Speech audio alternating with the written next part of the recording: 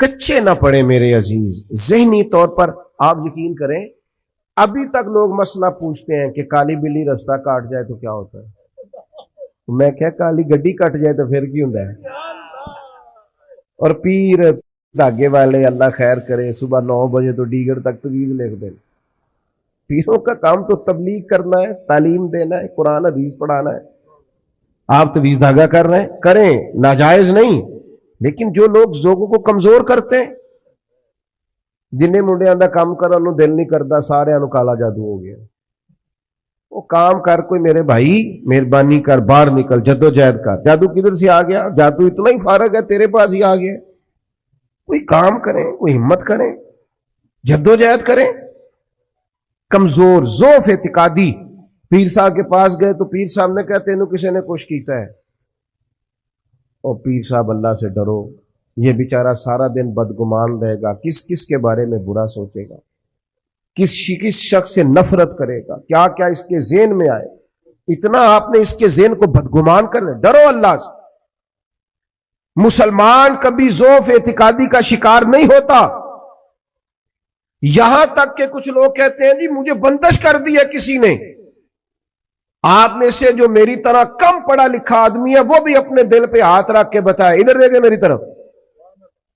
یہ ہو سکتا ہے کہ اللہ تعالیٰ نے رزق میرے گھر میں بھیجا تھا, کسی نے رستے میں روک لیا. جلدی بتاؤ, ہو سکتا ہے؟ تو یہ بندش کیا بلا ہوتی ہے؟ بے برکتی ہو جاتی ہے, نظر لگ جاتی ہے. یہاں تک تو مسئلہ ٹھیک ہے. یہ کیا بات ہوئی؟ اللہ نے بھیجا تھا اور بندے نے رستے میں. وہ کوئی خدا کا خوف کرو, کس طرح کی باتیں کرتے ہو؟ مومن کی یہ بات ہوتی ہے. اللہ کے بندے اس طرح سوچتے ہیں. کوئی ضعف اعتقادی نہیں, کوئی کمزوری نہیں. 313 کا لشکر, 1000 سے مقابلہ, نہ زرہیں نہ تلواریں نہ گھوڑے نہ سامان زہرب و ضرب. یا رسول اللہ کرنا کیا ہے؟ فرمایا رب کا نام لے کے کھڑے ہو جاؤ, اللہ فتح عطا کر دے گا. تم نکلو میدان میں. لیکن خدا کا کتنے بم برس گئے فلسطین پر, کیوں نہیں نکلتے؟ ایٹمی طاقتیں ہونے کے باوجود بھی لوگ تگڑا بیان بھی نہیں دیتے. کیوں نہیں دیتے؟ بزدل ہے.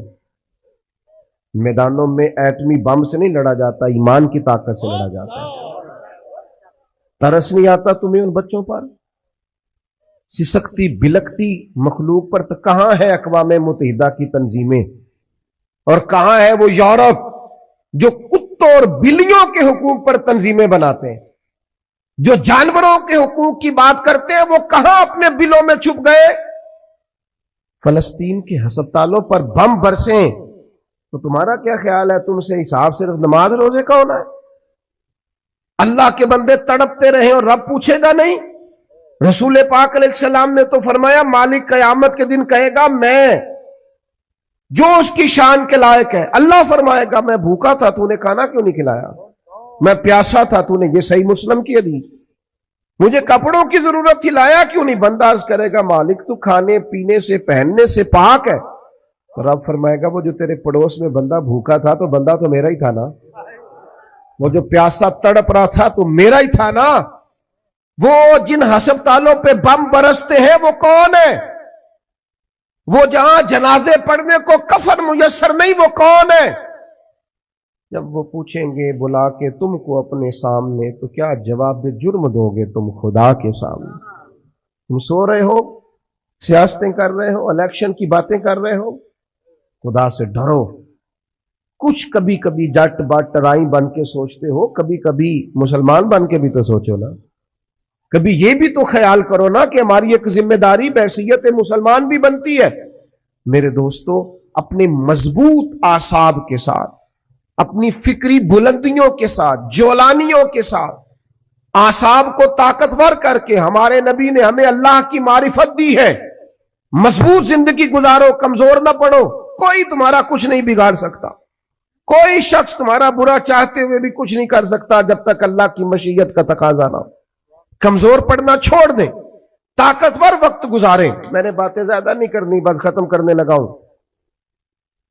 رسول پاک صلی اللہ تعالی علیہ وسلم کے صحابہ کو حضور کے وعدوں پر اتنا یقین تھا. ایک دفعہ مولا علی شیر خدا علیل ہو گئے, مسند امام احمد بن حنبل میں موجود, سخت علیل ہو. یہاں تو لوگوں کو بخار پورا چڑھتا نہیں اور وسیلتیں شروع ہو جاتی، پتہ نہیں میرا کی بننا۔ او بھائی چھوڑ دے، کیا ہو جائے گا؟ میرے آپ کے چلے جانے سے کیا فرق پڑتا ہے دنیا کو؟ بڑے بڑے چلے گئے، کوئی فرق نہیں پڑا۔ اتنی زیادہ ایموشنل باتیں کرنا اور کمزور ہونا اور دوسروں کو بھی کرنا، اس کا معنی ہی کوئی نہیں۔ پہلے قبرستان کبھی جاتے تھے نا تو قبروں پہ لکھا ہوتا تھا پچھلی سائڈ پہ آخری آرام کا۔ اب کچھ عرصہ پہلے میں قبرستان گیا تو پیچھے ایک بڑا اور جملہ لکھا، قبر کی تختی پہ پیچھے لکھا تھا، میں بڑا اہم تھا، یہ میرا وہم تھا۔ یہ وہم ہے صرف کہ میرے بغیر کام نہیں چلتا، سب کے بغیر چلتا ہے، کچھ بھی نہیں ہو سب چلتا۔ حضرت مولا علی شیر خدا کرم اللہ تعالی وجہ الکریم علیل ہو گئے، اور علالت اتنی زیادہ ہوئی کہ ظاہری طور پر کھڑے ہوتے نا تو جسم مبارک کامتا بظاہر دکھائی دیتا۔ ایک صحابی تیمارداری کو گئے، جا کے عرض کی حضور آپ تو بڑے علیل ہو گئے، اللہ تعالیٰ وہ پریشان ہو گئے تھے، صحت کی دعائیں کرنے لگے، عمر کی دعائیں کرنے لگے، تو مولا علی مسکرا پڑے، شدید بیمار ہے، مسکرائے، فرمانے لگے فکر نہ کر، مجھے کچھ بھی نہیں ہوگا، کچھ بھی نہیں ہوگا۔ میں کہا جناب صحت اتنی علیل ہے، فرمایا تمہیں کہا ہے نا کچھ بھی نہیں ہوگا، اس بیماری سے کچھ نہیں ہوگا۔ کہا کیوں؟ فرمانے لگے نبی پاک علیہ السلام نے فرمایا کہ علی تمہاری داڑھی خون سے رنگین ہوگی، پھر تم دنیا سے جاؤ گے۔ فرمایا مجھے سمجھ آ گئی ہے کہ میں بیماری سے نہیں جاؤں گا، شہادت سے جاؤں گا، کیونکہ ساڈے نبی دی زبان ساڈے واسطے قرآن۔ حضور نے فرمایا لہذا یہ بیماری میرا کچھ بگاڑ سکتی کچھ بھی نہیں ہوگا۔ اور مولا علی ٹھیک ہو گئے چند دنوں کے بعد۔ ہم ہر بات میں کمزور ہیں، وہ بھائی آ جاتی ہیں، کون نہیں بیمار آج؟ میں نے بھی 4 گولیاں کھائی ہیں سویرے اٹھتے ہی، کہ تھوڑی دیر کے بعد پھر کھاؤں گا۔ کوئی نہ کوئی بیماری، کوئی نہ کوئی چیز لوگوں کو لگی ہوئی ہے، کسی کو کوئی اور کسی کو۔ اب تو بچے پیدا ہوتے ہیں تو تھوڑی دیر کے بعد ڈاکٹر ٹیسٹ کر کے کہتا ہے فلانا فلانا مسئلہ ہے، اب یہ لے کے بیٹھ جائیں گے، اس کو دماغ پہ سوار کریں گے۔ بیمار، پریشان اور بوڑھا اور غریب صرف وہ بندہ ہوتا ہے جو یہاں سے ہوتا ہے، تو یہاں سے بیمار، بوڑھا، غریب نہیں نہ ہوتا، وہ کبھی بھی ہوتا طاقتور رہے، جیے، جتنا وقت اللہ نے دیا ہے وہ مضبوط ہو کر گزارے، اپنے رب کی معرفت رکھیں۔ رسول پاک علیہ السلام داعیہ اللہ، نبی پاک نے اپنی امتیوں کو طاقتور کیا ہے۔ جیسے میں نے کہا تھا، میں بس بات سمیٹنے لگا ہوں، موت کا خوف بھی نہیں طاری کرنا، تو کوئی اور ہیں جن کا خیال ہے کہ مریں گے تو معاملہ ختم ہو جائے۔ بندہ فاسق و فاجر نہ ہو، اللہ رسول کا نافرمان نہ ہو، ورنہ یہ جو قبر ہے نا، قبر اگر اس کی فرما برداری کرے نا تو یہ جو قبر ہے نا، یہ قبر نہیں، یہ باغ ہے۔ ادھر دیکھو میں کیا کہہ رہا ہوں، باغ۔ بہت تگڑا بندہ ہو تو باغ میں گھر بناتا ہے، قبر باغ ہے، اور معمولی باغ نہیں، حضور نے فرمایا جنت کے باغوں میں سے باغ ہے۔ تو ذرا اللہ رسول کے پیچھے پیچھے تو چل، یہ جنت کے باغوں میں سے، اور اتنا سونا باغ ہے کہ جس میں پہلی زیارت ہی مدینے والے رسول کی نصیب ہے۔ آج پھولے نہ سمائیں گے کفن میں آسی، آج کی رات ہے ان سے ملاقات کی رات۔ یہ تو بڑی خوش قسمتی والی رات ہے، یہ کوئی خوف کھانے والا وقت ہے؟ تو موت کا خوف بھی نہیں، اپنی آخرت کی فکر ضرور کرنی ہے، لیکن ڈر نہیں، خوف نہیں، کمزور نہیں پڑے۔ یہ جو بہت زیادہ سہمے سے لوگ نظر آتے ہیں نا، حالات کے سہمے ہوئے لوگوں کو بتا دو، حالات بدل جاتے ہیں، ایک جیسے نہیں رہتے۔